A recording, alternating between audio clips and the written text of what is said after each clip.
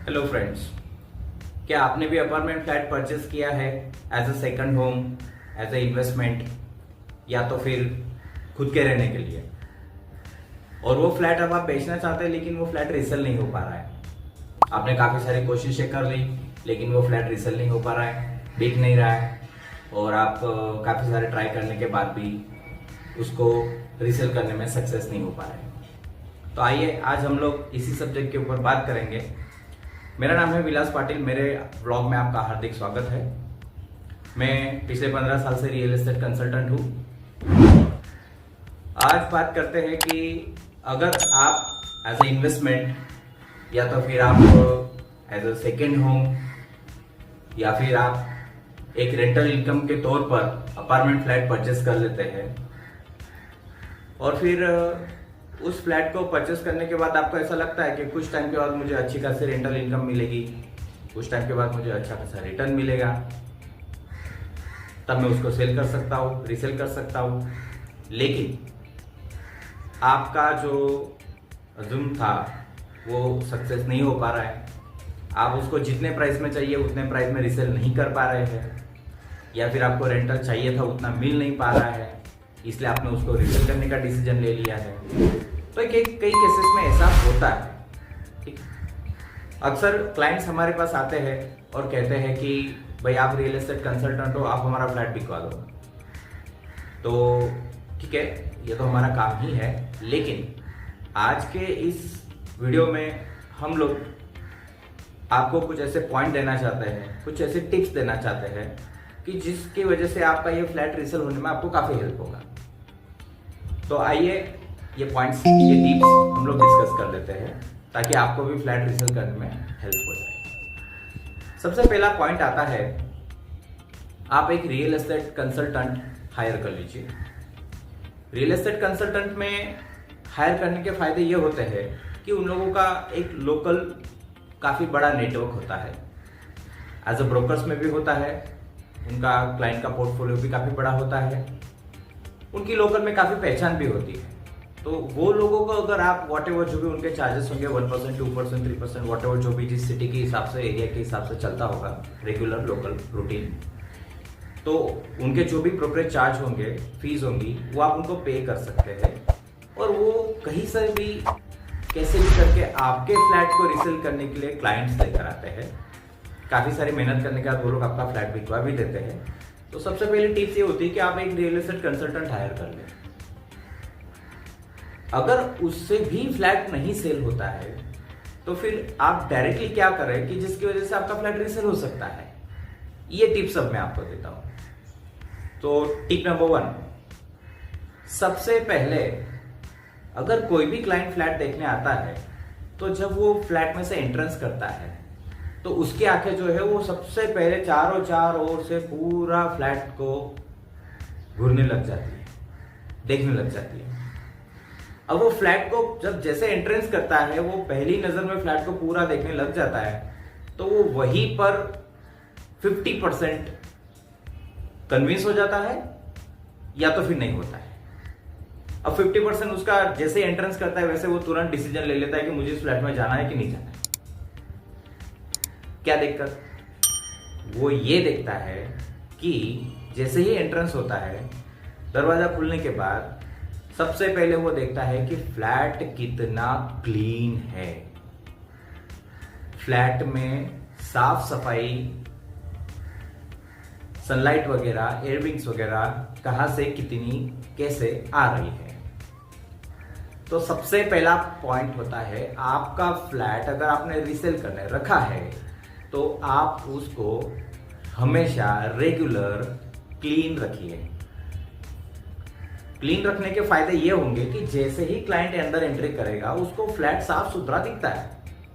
हर एक क्लाइंट का, हर एक बायर का यही सपना होता है कि मैं अभी जिस जगह पे रह रहा हूं, मैं जहां रह रहा हूं वहां से प्लस अच्छी कैटेगरी में ही मेरा प्रॉपर्टी होना चाहिए, ना कि डाउन जाना चाहिए। वो प्लस ही जाएगा, अच्छे में ही जाएगा, क्योंकि जिसमें वो रह रहा है वो उसको कहीं ना कहीं सूट नहीं आ रहा है, अच्छा नहीं लग रहा है, कुछ प्रॉब्लम्स होंगी, एक्सपेंसिव कुछ भी हो सकता है रीजन, तभी वो दूसरी प्रॉपर्टी देखने के लिए निकल रहा है। अब वो दूसरी प्रॉपर्टी देखने के लिए निकल रहा है, अगर वहीं पे भी उसको वही दिखाई देगा, सेम प्रॉब्लम्स दिखाई देंगे, तो वो आपका फ्लैट रीसेल में लेगा ही नहीं। सिंपल सी बात है। तो सबसे पहला पॉइंट ये है कि आप अपने फ्लैट को वहां पे लोकल में जो भी साफ सफाई वाले होंगे, हाउस क्लीनिंग वाले होंगे, अभी तो काफी सारी ऑनलाइन ऐप्स भी होती है, वहां से भी आप हाउस क्लीनिंग करवा सकते हो।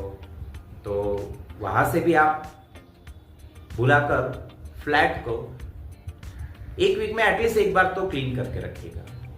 2 बार हो तो बहुत अच्छा है, और अगर रेगुलर काम वाला कोई आता है या काम वाली कोई आती है, उनसे अगर क्लीन रखेंगे तो बहुत अच्छा है। तो ये हो गया टिप्स नंबर 1 कि आप अपने फ्लैट का प्रॉपर क्लीनिंग, उसको साफ रखिए, ताकि जैसे ही कस्टमर एंट्री करेगा उसको फ्लैट एकदम साफ सुथरा दिखेगा और उसको लेने का मन हो। ठीक है। सो अब आता है टिप्स नंबर 2।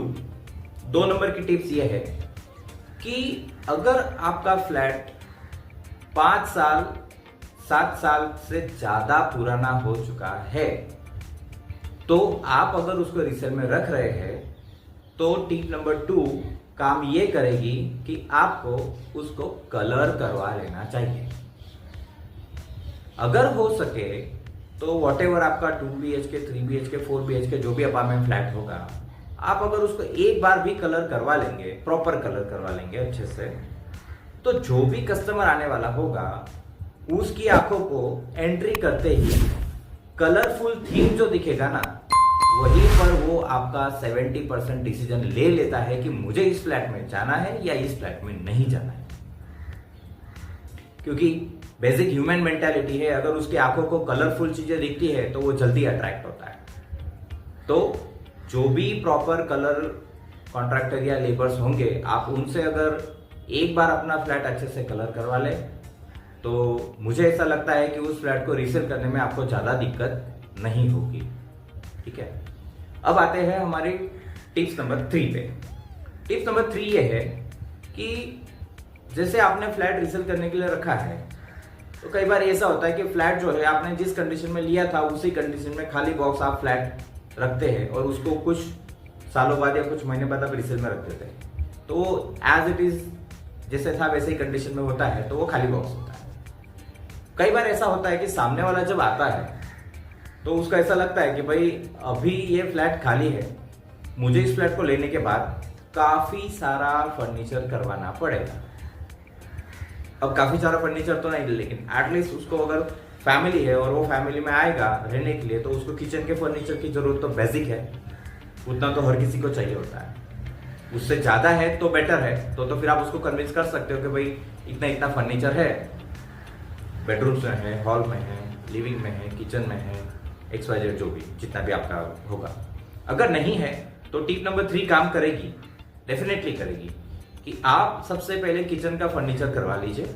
अच्छा करवाइएगा, नया करवाएंगे तो अच्छी थीम यूज कीजिएगा उसमें, फर्नीचर क्वालिटी एंड एक्सेट्रा। तो अगर आप किचन का फर्नीचर करवा लेंगे, उससे ज्यादा अगर आपका बजट है तो पक्का करवा लीजिएगा। अगर नहीं है तो एटलीस्ट बेसिक तो ये किचन फर्नीचर तो करवा ही लीजिएगा।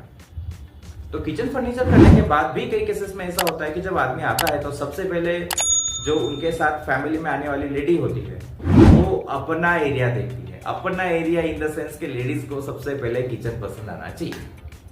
अगर उसको किचन पसंद आ जाता है तो फिर वो किचन को अट्रैक्ट होकर फ्लैट के लिए कन्विंस होती है, और अगर लेडीज कन्विंस हो गई तो वो अपने हस्बैंड को पक्का कन्विंस करती है फ्लैट बाय करने के लिए।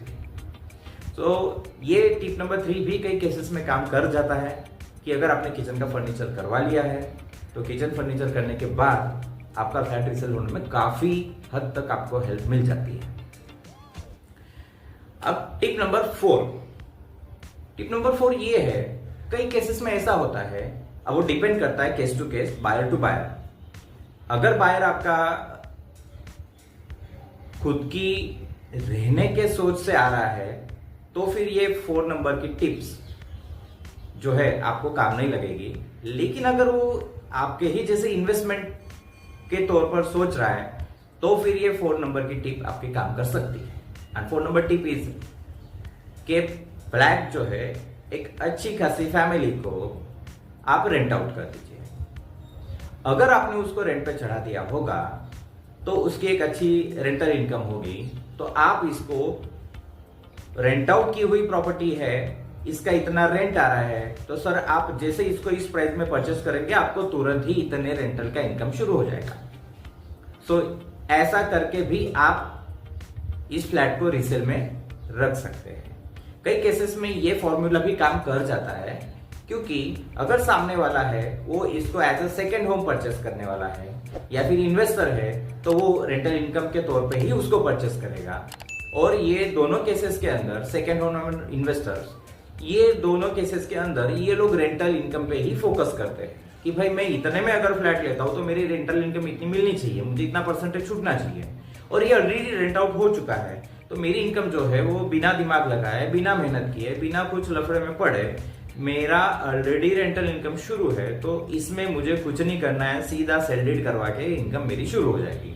इसको रेंट आउट करने के लिए अगेन मुझे मेहनत नहीं करनी है, या फिर अगेन मुझे किसी ब्रोकर को हायर नहीं करना है, या फिर अगेन मुझे उसकी मेहनत करके ब्रोकरेज को ब्रोकरेज फीस नहीं देनी है, काफी सारे धक्का करना है, काफी सारा दिमाग लगाना है, तब जाके एक प्रॉपर्टी रेंट आउट होती है। तो ये सब करना नहीं है, ये ऑलरेडी रेंट आउट है, इनकम उसका शुरू है, तो फिर वो यही सोचेगा कि भाई मेरी प्री लीज प्रॉपर्टी है, मुझे टेंशन नहीं है, मेरा रेंट शुरू हो जाएगा and I am an investor, तो मेरे लिए तो रेंटल ही मैटर करता है।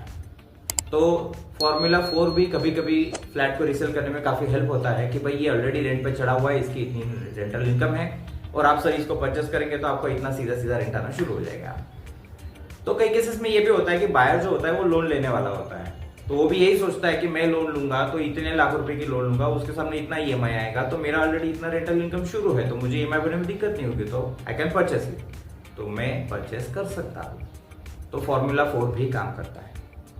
अब आते हैं नेक्स्ट टिप पे। नेक्स्ट टिप जो है वो ये है कि ये हर एक केस में लागू नहीं पड़ेगी, लेकिन फिर भी मैं आपको बता देता हूँ। टिप नंबर 5 ये है कि आपने अगर अपने अपार्टमेंट फ्लैट के ऊपर लोन लिया था, जब आपने परचेस किया होगा तब, तो उस फ्लैट को आपने लोन लिया होगा तो उसके ईएमआई आप रेगुलर पे कीजिएगा, चाहे कुछ भी हो जाए, पर ईएमआई जो है वो आपको रेगुलर पे करने हैं। रेगुलर पे करने से क्या होगा मैं बताता हूँ। मान लीजिए आपने किसी ब्रोकर को काम दिया था, उसने क्लाइंट लेके आया है, फिर उसने डील करवा दिया। मान लीजिए आपने जो मैंने 4 टिप्स आपको शेयर की है उसके थ्रू ही वर्कआउट किया और आपकी डील हो गई, लेकिन जब टिप नंबर 5 आती है कि आपने रेगुलर ईएमआई भरे नहीं थे, कहीं पे आपका कोई ईएमआई बाउंस था, तो जब सामने वाला बायर उस प्रॉपर्टी का टाइटल डालेगा, उसमें ईएमआई बाउंस होंगे, तो शायद आपकी डील होने में या हुई डील के ऊपर आपका कैंसलेशन का चांसेस बढ़ जाता है, क्योंकि ईएमआई बाउंस होंगे तो बैंक में आती है, बैंक का डिटेल जो है, तो फिर ईएमआई बाउंस है तो फिर वो प्रॉब्लम हो जाएगा आपके लिए। इसलिए चाहे कुछ भी हो जाए, आपको ईएमआई रेगुलर भरते रहना है और किसी भी हालत में ईएमआई ड्यू या बाउंस नहीं करना है, तो आपकी प्रॉपर्टी रीसेल होने के लिए काफी हद तक डील होने के बाद भी कैंसलेशन के चांसेस कम हो जाते हैं। तो आज मैंने आपसे 4 इंपॉर्टेंट टिप्स शेयर की है। 5वीं टिप्स जो है वो हर एक केस में नहीं होती है, क्योंकि कुछ लोग जो होते हैं वो भी सेल्फ मोड में या फिर खुद के पेमेंट से ही फ्लैट परचेस कर लेते हैं, तो उनको लोन की जरूरत नहीं होती, तो उस केस में ये टिप काम नहीं करती है या फिर ये रूल लागू नहीं होता है। तो आशा करता हूं कि आज का ये वीडियो आपको पसंद आया होगा। अगर वीडियो पसंद आया है या फिर अगर कोई प्रॉब्लम है या फिर आप कुछ शेयर करना चाहते हैं तो कमेंट में जरूर कुछ लिख सकते हैं। और ये वीडियो अगर पसंद आई हो, इंपॉर्टेंट इन्फॉर्मेशन मैंने जो आपसे शेयर की है, आप इस वीडियो को आगे शेयर कर सकते हैं अपने फ्रेंड्स के साथ, फैमिली रिलेटिव जिनका फ्लैट बिक नहीं रहा है, शायद ये टिप्स वो लोग सुने और उनको ये टिप्स के थ्रू ही फ्लैट रीसेल हो सकता है। तो इसी उम्मीद के साथ ये वीडियो खत्म करते हैं। अगर आपको वीडियो पसंद आया होगा तो लाइक जरूर कीजिएगा, कमेंट जरूर कीजिएगा, शेयर जरूर कीजिएगा, और इसी तरह की इंफॉर्मेशन मैं आगे भी लाता रहूंगा, तो मेरे चैनल को सब्सक्राइब जरूर करें।